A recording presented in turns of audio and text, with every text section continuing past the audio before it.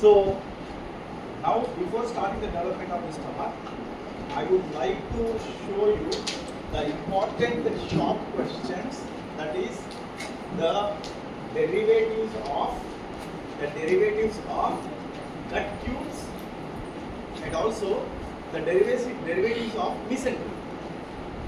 2 or 6 marks questions for you in the examination. Enumerate the derivatives of the gut tube. The second question will be enumerate the derivatives of mesenteries. So for that, I am just going to start here. See, I am just trying to draw a large diagram so that it will be easy for you. This is the foregut with this stomach, okay, and then from the stomach you are having the midgut. You can see the midgut how it goes.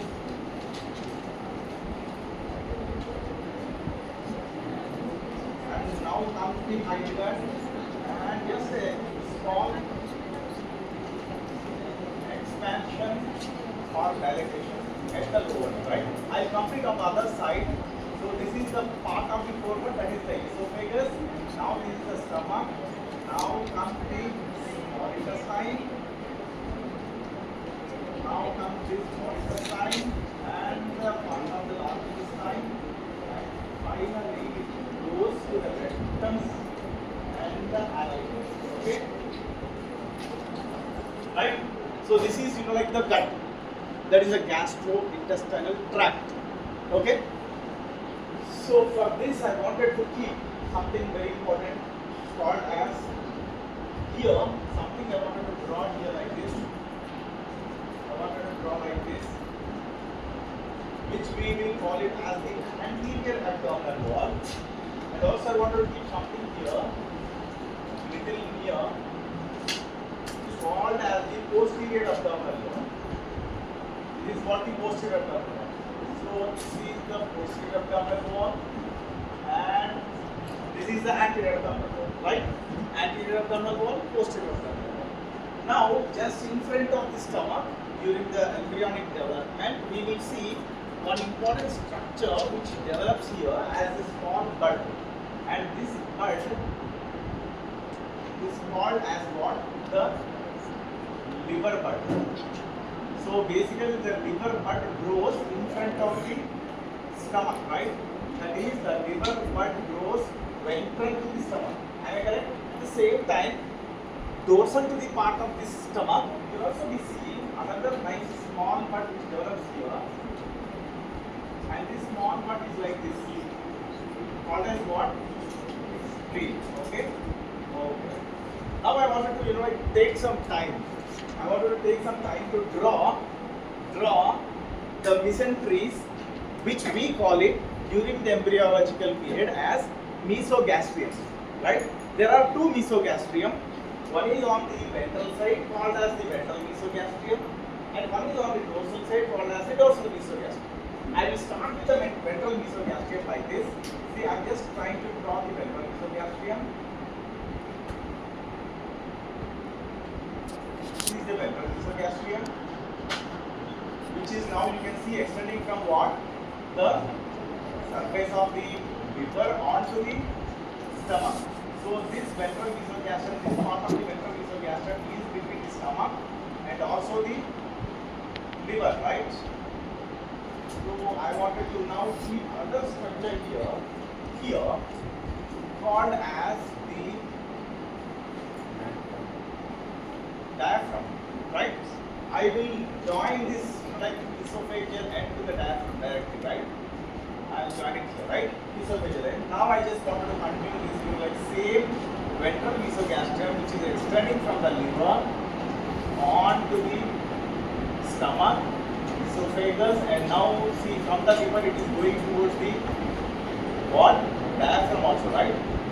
So this is what I wanted to show you.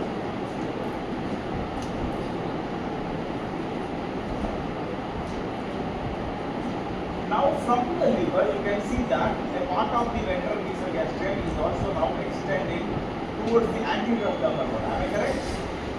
This is the anterior abdominal wall, I told you, right? This is the anterior abdominal wall. So part of the mesogastrium, that is a part of the ventral mesogastrium, is also extending to the. Now I just wanted to keep a nice one here. Right.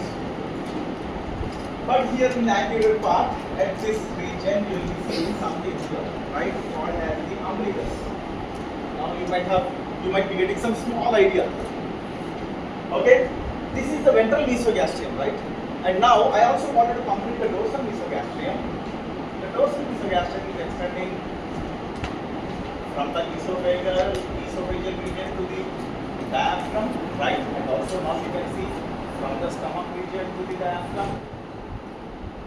Now you can see slowly from the stomach, dorsal surface of the stomach, or the dorsal surface of the stomach region to the spleen. Now you can see the spleen, and from the spleen to the posterior abdominal wall, and you can see the same thing here. And now you can make this, notice the changes between the difference between the dorsal mesogastrium and the ventral mesogastrium. Now you can make that change slowly. Definitely, I think now you can be able to make out the difference.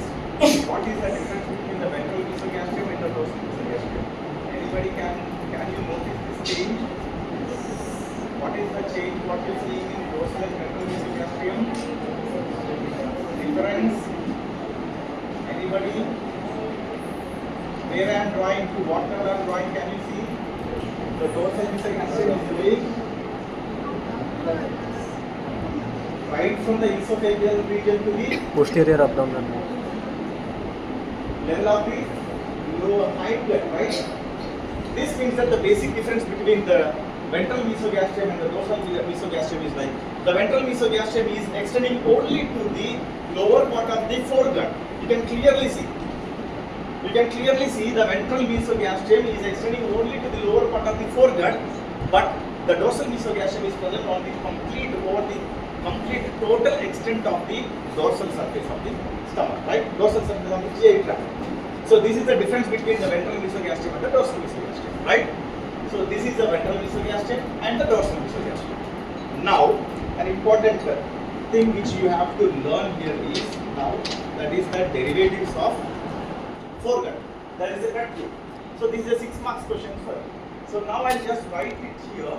What are the derivatives of like foregut, midgut, and hand, right?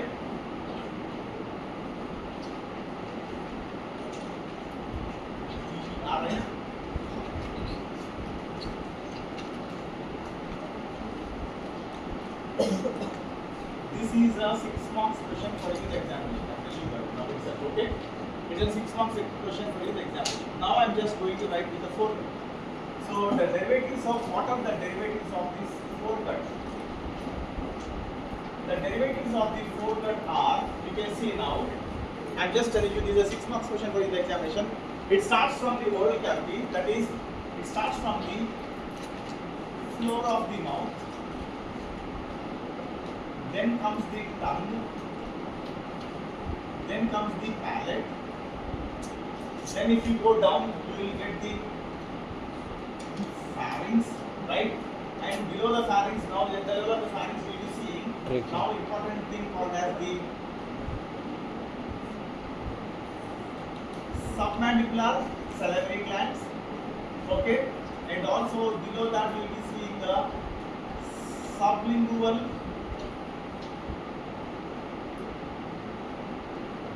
salivary glands, okay?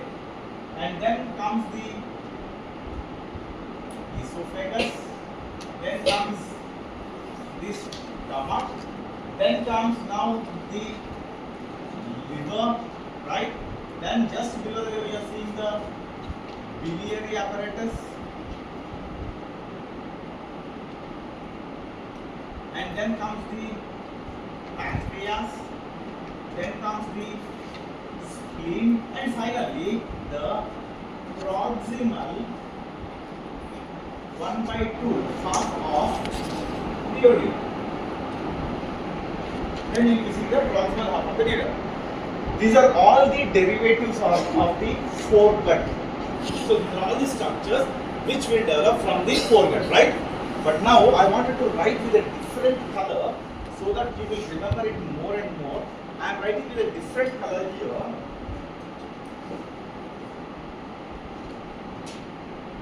Do you know this name anywhere? Did you hear? Please remember that parotid gland is ectodermal in origin. You already know that the endoderm has formed the gut tube, right? So whatever structures are developing, these are all forming from the endoderm. But this is the only gland. This is the only gland which is derived from the ectoderm. This is a neat PG question for you.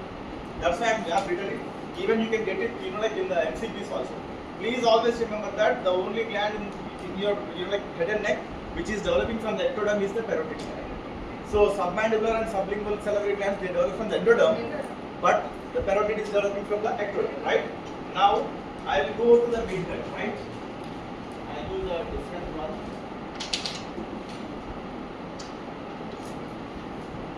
Here I will use midgut, right?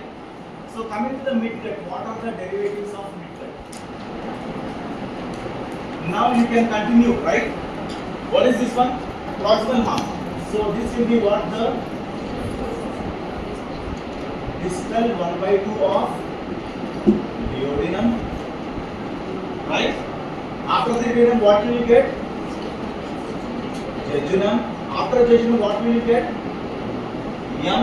And then after yum, you will get, am I correct? Appendix. Then after that, cecum. Am I correct? Then the ascending colon, and then now you can see the right 2/3 of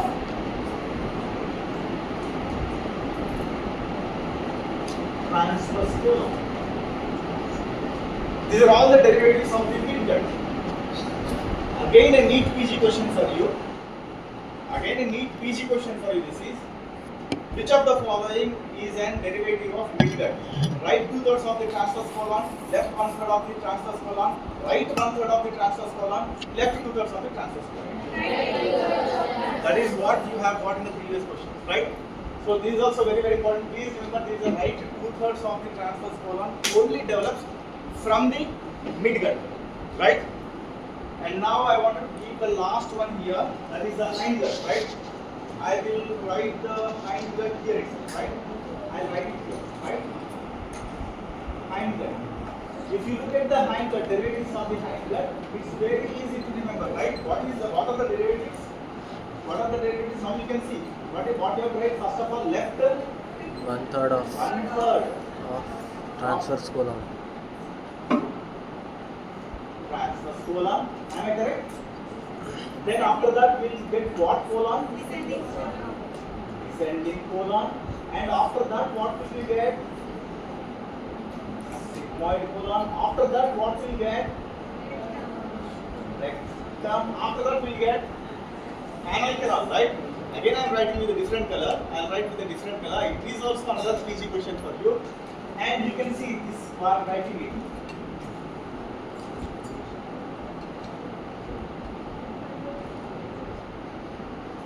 Only the upper part of anal canal is endodermal in origin. But if you go to the terminal part of the anal canal, it is ectodermal in origin.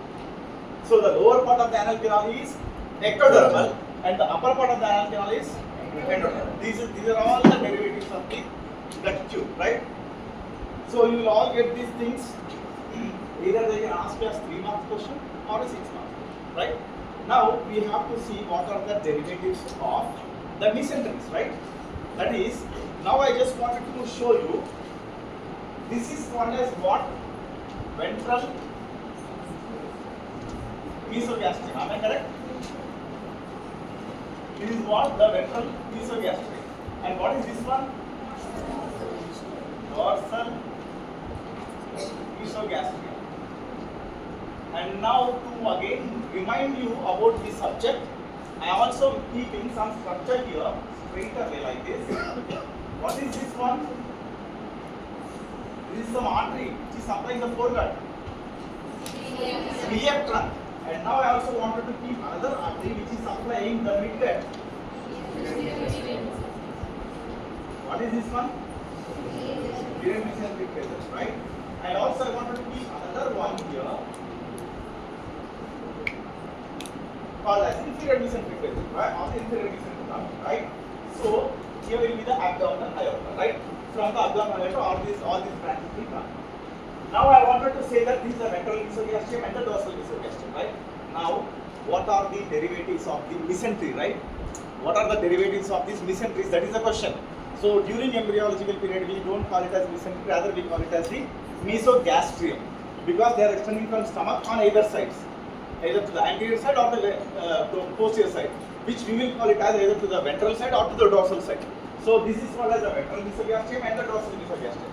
Now you can see the derivatives of the ventral mesogastrium. Directly I am writing it here. Here itself I will write. Which color I have to use, I don't know. Which is bright. Right. Now you see, already you people know very well that there is a double fold of peritoneum which is extending between the liver and the stomach. This is the region which is developing into the lesser omentum. Now you can see, right? This is the lesser omentum. It is not visible, right? Yellow, huh? So this is the region of the lesser omentum. Now you also know that, already you people know that there are two ligaments which are extending from the liver to the diaphragm, right? So this is the region which is called as the right, which will form the right plus left triangular ligaments. This is the region which develops into the right and left triangular ligaments, and also this is the region between the liver and again the diaphragm. Here, this will form the superior plus inferior layers of one ligament. Already told you, called as the coronary ligament. And also there was some ligament which was extending from the anterior surface of the liver to the anterior abdominal wall. Anterior surface of the liver to the anterior abdominal wall, which will form what? So this is the region of the ventral mesogastrium which will form the falciform ligament. When I was dissecting, already I told you, I asked you to hold one structure which was like a rope. Which was a rope which was extending from the inferior surface of the liver to the umbilicus. Inferior surface of the liver to the umbilicus, and this thread-like structure is nothing but now this will form a structure called as what? Ligamentum teres. Right? This is the ligamentum teres. Now the derivatives of the ventral mesogastrium are, you can just say, the lesser omentum, right and left triangular ligaments, superior and inferior layer of the coronary ligament, the falciform ligaments, and also the ligamentum teres. These are all the derivatives of the ventral mesogastrium. Now coming to the derivatives of the dorsal mesogastrium. Already you are seeing an extension between the stomach and the diaphragm, which is nothing but this will give rise to the what? Gastrophrenic ligament. Am I correct? Do you remember the gastrophrenic ligament? Do you remember gastrophrenic ligament? Now there is a ligament. There is a connection of the double layer of peritoneum between the stomach and the spleen, and this region will develop into gastrosplenic. Gastrosplenic ligament. And also you can see a nice structure behind the spleen which is going to the posterior abdominal wall, but on the way it has covered the kidney. So this will turn into lienorenal ligament. Okay? So now gastrosplenic ligament, you know, gastrosplenic, lienorenal. But see, just below the stomach, here there is a big layer of like peritoneum. This big layer of peritoneum, which is opposite to this small layer, will form what? The Greater omentum. what? Greater omentum. This was called as what? Lesser omentum. So this will form the Greater omentum. greater omentum. And you people already know very well when we were tracing the peritoneum duct, the peritoneum, after going to the posterior abdominal wall, it suddenly reflected onto the small intestine and formed some structure. तो आज वो mesocolon. What? Mesentery, very good. This is called as the mesentery. This is the region which is for the mesentery. And also you people know that the transverse colon was also completely enclosed by the peritoneum, and then it was extending to the posterior abdominal wall. We call it as what? Transverse. This is the region for the mesocolon. So now coming to the derivatives of the dorsal mesogastrium. From the above, if we start, gastrosphenic ligament, ligorenal ligament, greater momentum, mesentery, and the mesocolon. These are all the derivatives of the ventral mesogastrium and the dorsal mesogastrium. And also you know about the derivatives of the foregut, midgut, and the hindgut. In the foregut, please remember that parotid is the only gland which is developed ectoderm. And in the hindgut, please remember that only the upper part of the anal cavern develops from the endoderm. And also in the midgut, please remember that only the right 2/3 of the transverse colon is only formed from the midgut. Right? Now, we will further go to the next topic. What's time? 30. Now, stomach topic is completed for you? Theory? No? No, arterial supply. So then shall I stop the class then, because until unless you study the stomach, I cannot tell you about the development. No, that's arterial supply. Stomach. Kada? Because like without completing the subject, if I go for everyone, చెప్పేస్తా వద్దు కదా వద్దా చెప్పేదా अरे arterial supply. చెప్పండి Arterial supply. Arterial.